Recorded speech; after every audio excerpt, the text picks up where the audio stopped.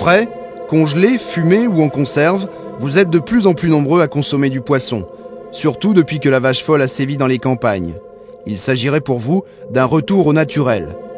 Mais une fois encore, savez-vous vraiment ce que vous mangez ? Savez-vous que plus de 3 poissons sur 10 ne grandissent pas au large, mais le long des côtes, dans des cages ? Que les truites ou les saumons sauvages ont déserté les étalages, remplacés par des poissons domestiqués par l'homme. Le poissonnier de détail, lui, choisit de faire comme si rien n'avait changé. J'ai dit le poisson d'élevage, ça n'a rien à voir avec le poisson qu'on pêche, quoi. À part le saumon, c'est tout, quoi. C'est autre chose. La dorade d'élevage, ça n'a rien à voir avec une dorade pêchée, quoi. Au niveau du goût, au niveau de ce qu'on leur donne à manger. La chair est beaucoup plus molle. Enfin bon, de toute façon, nous ici, on n'a pas de poisson d'élevage, sauf le saumon, bien sûr. Ce qui m'inquiète dans le poisson d'élevage, c'est que j'ignore de quelle façon il est nourri, ce qu'on lui donne à manger. Contre le poisson d'élevage, oui. Je préfère le poisson pêché en mer. Pourquoi ? Parce que j'ai des garanties au niveau santé, au niveau fraîcheur. Et j'ai des enfants élevés et je veux également qu'ils suivent ce cadre-là. Premier allié du consommateur scrupuleux, les étiquettes. Depuis le 1er janvier 2002, la législation oblige le poissonnier à inscrire le nom commercial du produit, s'il est pêché ou élevé, la zone maritime ou le pays d'origine. Autant d'indications qui relèvent de la sacro-sainte traçabilité. Reste une question, le poisson est-il bien élevé ?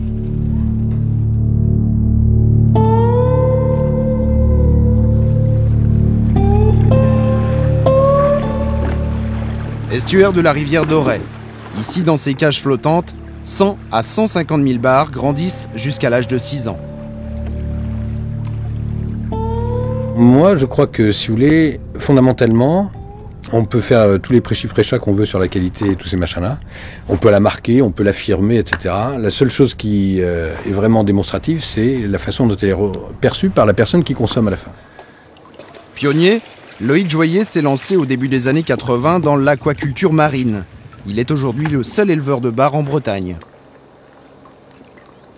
Mon rêve, disons, c'est de produire du poisson, du bar qui ressemble à du bar, quoi, et pas du bar qui ressemble à des petites crevettes.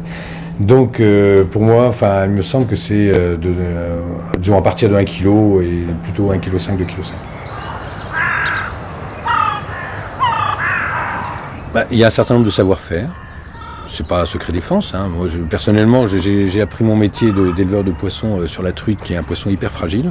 Enfin, je veux dire, au point de vue durée de conservation, etc. Je trouve que c'est une bonne école. Bon, personne ne se plaint de tous nos produits. La bonne recette se doit d'être complète. Loïc Joyer maîtrise l'ensemble de la chaîne. Il élève, conditionne et expédie ses poissons chez le grossiste.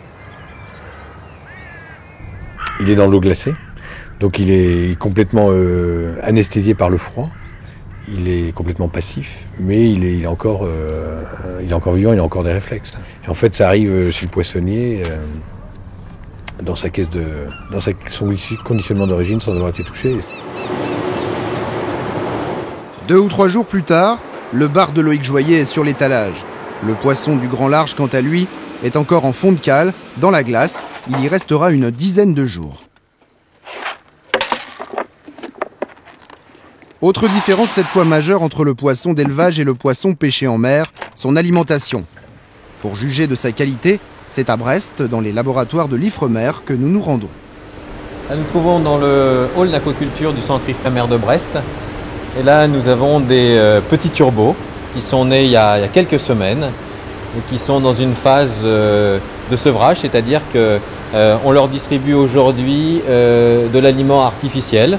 Le granulé, à partir de ce stade-là, jusqu'au stade adulte pratiquement, a globalement les mêmes ingrédients, les mêmes constituants, avec principalement donc, des farines animales d'origine marine, des compléments végétaux d'origine terrestre et un certain nombre de compléments, par exemple des vitamines. Par crainte de l'effet vache folle, il est interdit depuis novembre 2000 de nourrir des poissons d'élevage avec des farines animales d'origine terrestre. Mais comme cela ne suffit pas et coûte très cher, les poissons, pourtant exclusivement carnassiers, sont aussi nourris avec des compléments végétaux comme le blé ou le soja.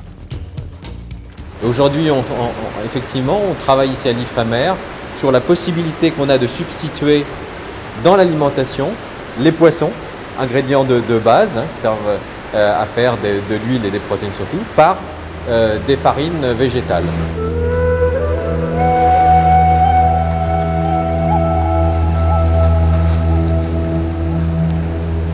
Nord Finistère, au pays des Abers.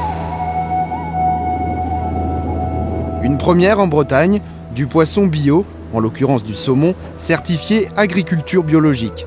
Ici, ce n'est pas la taille des cages qui change, mais a priori l'alimentation.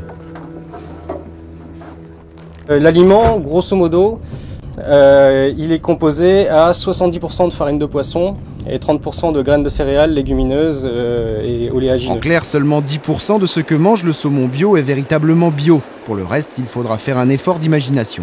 Ce qu'on demande dans l'aliment biologique, enfin ce qui est écrit dans le cahier des charges, en fait, c'est de vraiment sélectionner la matière première, c'est-à-dire de prendre des poissons, bien sûr, le plus frais possible, de respecter des procédés de mise en farine, d'avoir des teneurs en plomb, parce qu'il y en a dans tous les animaux vivants, il y en a en plomb, en métaux lourds en général, bien inférieurs à ce qu'on peut trouver. Et voilà ce qui différencie par rapport à une autre farine qui sont bonnes aussi, hein, qui respectent la loi, hein, mais c'est encore plus draconien, on va dire, pour l'aliment biologique. Et quand on parle du goût, voilà du saumon qui se prend pour un autre poisson. C'est un poisson qui gustativement se rapproche plus bizarrement du bar que du saumon. Quoi qu'il en soit, après un banc d'essai de 3000 poissons commercialisés dès la première année, l'expérience est prometteuse. Ils se sont vendus comme des petits pains, notamment dans des grandes surfaces environnantes. Une preuve, s'il en faut, que les goûts évoluent. Il faudra tout de même rester vigilant sur les contrôles de l'alimentation, puisque nos poissons d'élevage sont en partie au régime végétarien et qu'en plus, aucune étude à ce jour n'aborde véritablement les conséquences des aliments transgéniques, autorisés pourtant dans la majorité des pays d'Europe. Un poisson est comme tout être vivant susceptible d'être malade, surtout que l'eau de mer, il faut le savoir, fourmille de vilaines bactéries et de virus en tout genre. Dans le laboratoire de l'AFSA, l'agence chargée en France de la sécurité alimentaire, on étudie la santé des poissons d'élevage. On met également au point toute une série de médicaments pour les soigner. Mais ces médicaments sont-ils vraiment compatibles pour l'homme ? Il n'y a aucune incidence puisque pour l'instant, tout ce qu'on utilise comme produit, aussi bien probiotiques, vaccins, etc., n'entraîne pas de la présence de résidus dans la chair des poissons lorsqu'ils sont consommés. Donc le consommateur n'a aucun souci à se faire sur la consommation des poissons qui auraient pu ingérer ce genre de substances. Et quant au dopage éventuel des poissons d'élevage, la réglementation est stricte. Son application est-elle bien contrôlée ? Alors oui, dans l'alimentation ou je dirais en termes de traitement directement des individus, par exemple les hormones. Les hormones sont formellement interdites, que ce soit à partir de l'alimentation ou éventuellement, si vraiment on y mettait les moyens, par injection directe des poissons. Et donc là, nos plans de contrôle qui ont été mis en place depuis plusieurs années se chargent bien entendu de détecter ce type de substances interdites. Nous ne l'avons jamais mis en évidence dans les poissons remis aux consommateurs.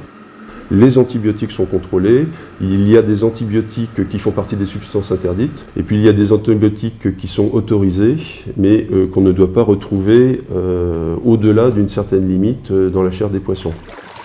Et pour les 9 saumons sur 10 achetés sur les étalages français, qui proviennent de fermes irlandaises, écossaises ou norvégiennes, la règle est identique. En ce qui concerne les pays tiers, puisque en particulier en matière de saumon, la Norvège est le premier exportateur et est toujours un pays tiers. Il y a aussi un principe d'équivalence, puisque l'Union européenne déplace des équipes d'inspection pour vérifier que les systèmes de contrôle sont équivalents à ceux de l'Union européenne et vérifie aussi que les établissements en eux-mêmes répondent aux mêmes normes sanitaires que les établissements de l'Union européenne. Pour préserver nos réserves naturelles, le poisson d'élevage sera de plus en plus présent dans nos assiettes. Il faudra s'en faire une raison, mais il faudra aussi rester vigilant sur son alimentation et ne pas commettre les erreurs de l'agriculture intensive. Pour le reste, c'est une question de goût et de culture. On mange du poulet d'élevage, on mange plus beaucoup de sangliers, hein. On mange beaucoup plus de cochons que de sangliers. Hein. Au bout de quelques milliers d'années, on a fini par s'habituer aux cochons. Dans quelques milliers d'années, on s'habituera peut-être aux poissons d'élevage.